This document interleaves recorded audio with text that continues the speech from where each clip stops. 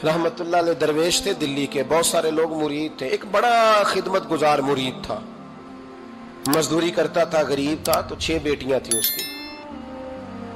हजरत साहब के पास रोज आके कहता, हुजूर बच्चियों के लिए दुआ करें, अल्लाह कोई असबाब पैदा कर दे। एक बच्ची की शादी का खर्चा 1000 दिनार है और मैं गरीब हूं। हजरत साहब दुआ कर देते।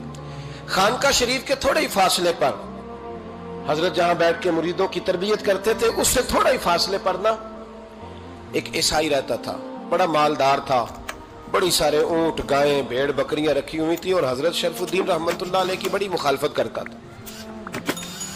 और ये जो आपका गरीब मुरीद था, ये उसका पड़ोसी था। एक दिन बुला के ना उनको कहने लगा कि तू किधर जाके जो है वो टकरे मार रहा है, वहां से कुछ नहीं मिलने वाला। वो तुझे क्या देंगे जिनकी खानका खुद चंदे पे चलती है, मदरसा चंदे पे चलता है, मस्जिद चंदे पे चलती है। तेरी बेटी का मामला कहां हल होगा? तो उस दरवेश ने कहा कि तू मेरे पीर को नहीं जानता, तू अजय मेरा महबूब नहीं डिठा, तो पता नहीं ना, तू इस रास्ते का मुसाफिर नहीं, तू नहीं जानता। उनका बस चले ना तो वो हर कीमत में मेरी बेटियों की शादी करा दे।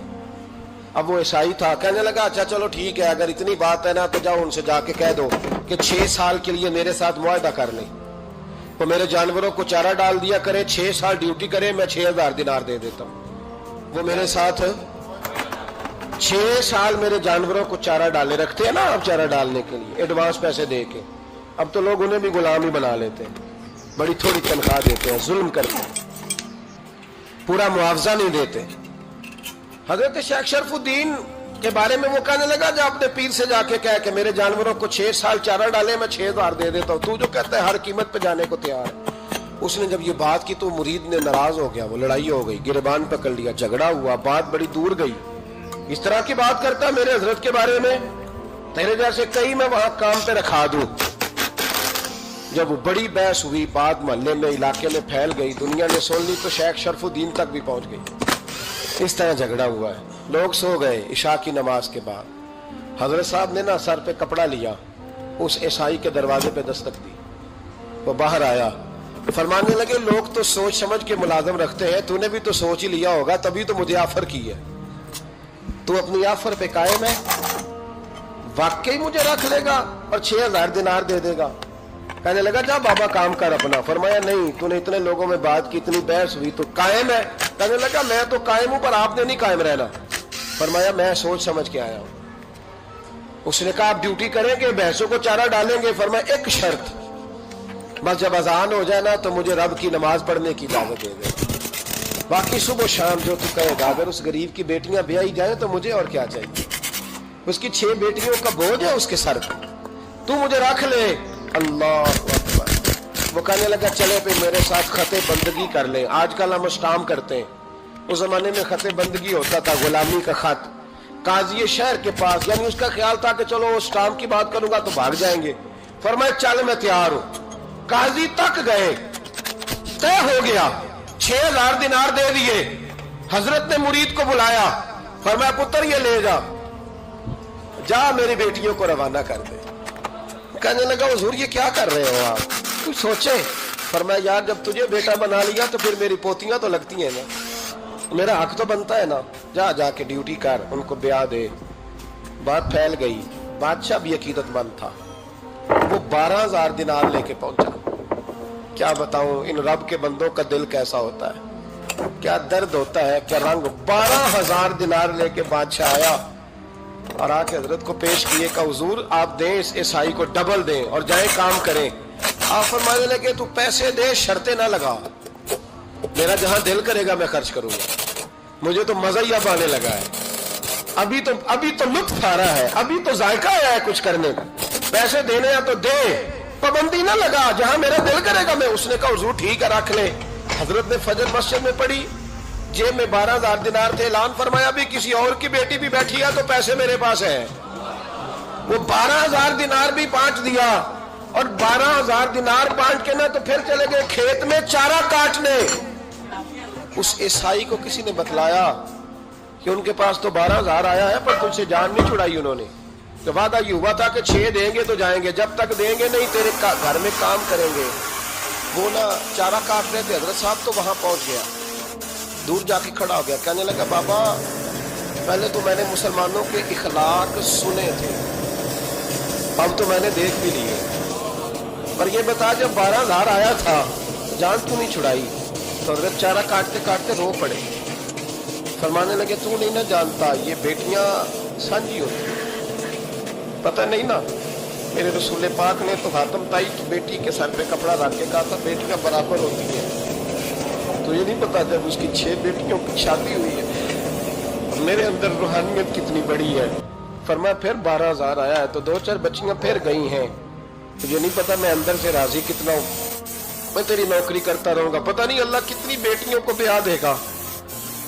اتنا رویا وہ عیسائی کے پیروں میں بیٹھ گیا، کہنے لگا بابا میں نے تیری مخالفت کی ہے پر تیرے قریب آ کے پتہ چلا ہے تو بہت اونچے اخلاق کا مالک ہے، اور اگر تیرا یہ مقام ہے تو تجھے اخلاق سکھانے والے محمد عربی کی شان کتنی ہوگی۔ ظالم کی بولیے، جاتے نہیں لوگ جھوٹے گواہ بن کے؟ وکیل صاحب کو نہیں پتا ہوتا کہ یہ بندہ مجرم ہے جو میرے پاس آیا؟ کیا مجرموں کے وکیل نہیں ہوتے؟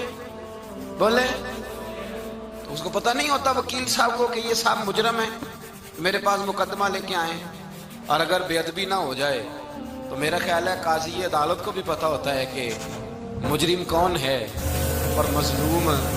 میرے نبی پاک صلی اللہ علیہ وسلم نے اس قدر زیادہ سختی فرمائی اس مسئلے میں، فرمایا جس کو پتا تھا کہ فلاں آدمی ظالم ہے، ظلم کر رہا، پھر وہ ظالم کا گواہ بنا یا اس نے ظالم کی مدد کی، کتنی کی؟ شارحین لکھتے ہیں چاہے اس نے ایک جملہ بول کے کی، چاہے ایک، سارے بولیے، چاہے ایک غریب کو اس نے ظلم کیا تو کہتے ہیں علاج یہ سے، چاہے ایک جملہ بول کے کی، شارحین اس حدیث کی شرح میں لکھتے ہیں ایک جملہ بول کے چاہے مدد کی، جس بندے نے کسی ظالم کی مدد کی کسی مقدمے میں یا کسی صورت میں اور اسے پتا تھا یہ ظالم ہے، میرے نبی پاک صلی اللہ تعالیٰ علیہ وسلم فرماتے ہیں اگر اس نے مدد کی، ابھی ظالم کی بات نہیں ہو رہی، ظالم کے مددگار کی بات ہو رہی، اگر کسی نے ظالم کی مدد کی تو حضور فرماتے ہیں خدا بھی اس سے بری و ذمہ ہے، رسول بھی اس سے بری و ذمہ ہے۔ سنبھال کے رکھے اپنی نمازیں، قربانیاں، حج، زکوٰۃ سنبھال کے رکھے۔ اگر ظالموں کا مددگار ہے، الیکشن آ لینے دے، آپ کو نظر آ جائے گا کون کون ظالموں کا مددگار ہے، نظر آ جائے گا۔ اپنی جیب سے لوگ پیسے دے کے ظالموں کی مدد کریں گے، ان کے فلیکس چھپوائیں گے، بورڈ لگوائیں گے، جیبوں سے پیسے دے کے۔ ہم نے خود آگ لگائی ہے چمن میں اپنے، بے سبب گردشی ایام کو الزام نہ دو، ہم نے خود نور کا ظلمت سے کیا ہے سودا، کر کے توہین سحر شام کو الزام نہ دو۔ ظالموں کے مددگار میدان میں آ گئے، یہ چھوٹا لفظ نہیں، میرے حبیب پاک صلی اللہ علیہ وسلم نے فرمایا جو ظالم کا مددگار ہے سن لے جو سجن کے ساتھ کچہری جاتا ہے، وہ یاد رکھے جو دوست کا گواہ بنتا ہے، وہ یاد رکھے جو کہتا ہے میں مانگی گیا تھا، مجھے بلایا گیا تھا قبضہ چھڑانے کے لیے کسی غریب بیوہ کی جائیداد پہ، وہ سن لے تو مدد کر کے نہیں آیا، تو خدا کے ذمے سے نکل گیا ہے۔ رسول پاک نے فرمایا تیرا میرا تعلق ختم ہو گیا، تو ظالم کا مددگار ہو گیا، پھر تو کہتا میں بے چین ہوں، میں بے قرار ہوں، میں آزمائش کا شکار ہوں، پلٹ کے دیکھ تو صحیح تیرا گناہ کتنا بڑا ہے۔ میرے نبی پاک صلی اللہ علیہ وسلم کا ایک اور فرمان سن لیں، ابن ماجہ ابو داؤد میں موجود ہے، اس حدیث کو آپ نے یاد کر لینا ہے، کر لیں گے انشاءاللہ، سارے کہیے انشاءاللہ، کر لیں گے یاد۔ حضور صلی اللہ علیہ وسلم نے فرمایا اگر تو ظالم کی مدد کرے گا نا، یہ لفظ دل کی تختی پہ لکھ لینا، یہ مکافات عمل ہے، مکافات عمل دنیا، ادھر کرو گے تو ادھر بھرو گے۔ فرمایا اگر تو کسی ظالم کی مدد کرے گا، سن لے حضور کا فرمان ہے، اگر تو ابن ماجہ ابو داؤد سیاہ میں موجود ہے، فرمایا اگر تو کسی ظالم کی مدد کرے گا تو رب تعالیٰ مرنے سے پہلے تیرے اوپر بھی ظالم کو مسلط کر دے گا، تیرے اوپر بھی ایک دفعہ ظلم ضرور ہوگا اگر تو ظالم کی، وہ کسی صورت میں بھی ہو سکتا ہے، کسی صورت میں بھی تیرا بیٹا ہی اٹھ کے ظلم کر دے گا، تو الجھ جائے گا، کسی نہ کسی جگہ تیرے لیے تباہی کا سامان ہوگا، تیرے اوپر ظلم ہوگا، اس لیے کہ تو ظالموں کا مددگار ہے۔ چاہیے یہ تھا کہ تو مظلوم کی مدد کرتا، انسانی ایمانی یقین کا فریضہ سر انجام دیتا، تو ظالموں کا مددگار ہو گیا۔ ٹٹول کے دیکھ لیں، رزلٹ نکال کے دیکھ لیں، ہمارے زمانے میں ظالموں کے مددگار زیادہ ہیں، اتنی لمبی زبانیں نکال کے ظالموں کی مدد کرتے ہیں۔ بڑے بڑے کالم نویس اللہ نے انہیں قدرت دی لکھنے کی، تو اپنا قلم ظالموں کی مدد میں خرچ کرتے ہیں۔ وہ لوگ جن کو اللہ تبارک و تعالیٰ نے قدرت دی، ہمت دی، طاقت دی، کچھ لوگ ان کے حلقہ احباب میں، وہ اپنے لوگوں کو استعمال کر کے ظالموں کی مدد کرتے ہیں، ظالموں کی مدد کرتے ہیں۔ میرے نبی کریم سید عالم نور مجسم صلی اللہ علیہ وسلم نے فرمایا، اگر تو نے ظالم کی مدد کی تو جب تک تو توبہ نہیں کرے گا رب تجھ سے ناراض ہی رہے گا۔ اللہ تجھ سے، او بھائی جس سے رب بھی ناراض ہو گیا، نہ کھانا نہ پینا نہ سونا نہ جاگنا نہ نیند، پھر تیری ہر چیز تیرے لیے آزمائش ہو جائے گی، پھر تیرا سایہ بھی تیرے لیے خوف کا سامان بنے گا، پھر زندگی جیتی جاگتی لاش بن جائے گی، تو اپنے کندھوں پر اپنی میت اٹھائے پھرے گا جب تو ظالم کا مددگار ہوگا۔ اور نبی پاک صلی اللہ علیہ وسلم نے فرمایا ظالموں کا مددگار بھی ظالم ہوتا ہے، ظالموں کا مددگار بھی، سارے بولے ظالموں کا مددگار بھی، نہیں کو نہیں، آپ سارے نہیں بولے، ایک دفعہ بولے ظالموں کا مددگار بھی، پکی بات ہے، ظالموں کا مددگار بھی۔ اللہ اکبر، جس کا یارانہ ہو، جس کا دوستانہ ہو، جو کہے میں نے نا اس کو اوکھے ویلے کے لیے ظالم کو یاد رکھا ہوا ہے۔ کبھی مشکل میں رکھے نہیں ہوئے لوگوں نے ظالم دوست، کہتے ہیں میں نے رکھے ہوئے ہیں، بلکہ ہمارے دیہات میں تو کہتے ہیں میں نے بازو بنائے ہوئے ہیں۔ کس کو بازو بنا لیا؟ ظالم بھی کبھی بازو ہوتا ہے، جو ظلم کی تلوار لیے میدان میں کھڑا ہے۔ قارون، حامان، فرعون، نمرود کا حال نہیں لوگوں نے دیکھا؟ اپنے زمانے میں آپ نے کتنے لوگ نہیں دیکھے جن کے سائے سے، آواز سے لوگ کانپتے تھے؟ پھر پولیس کی گاڑیوں میں وہ اس طرح مردہ پڑے کہ دنیا نے تماشا دیکھا ان کا۔ یہ رنگ ہم نے دیکھے نہیں اپنے آنکھوں سے۔